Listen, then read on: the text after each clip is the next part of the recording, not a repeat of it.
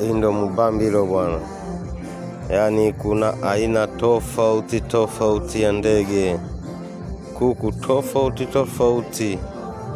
So unaona huyo kuku huyo, yaani hata si kuambiaje, yani kwamba aina gani ya kuku.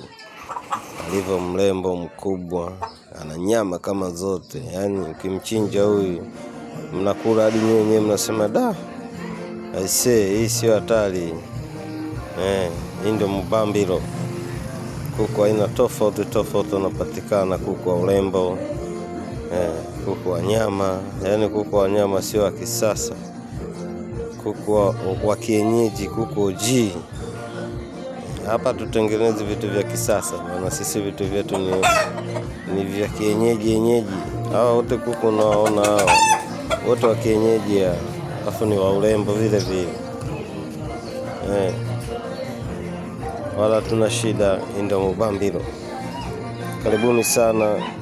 Ukihitaji vifaranga, ukihitaji mayai, yanapatikana. Maelewano tu, bei ya kawaida, usiogope. Wewe tutafute tu Mubambiro.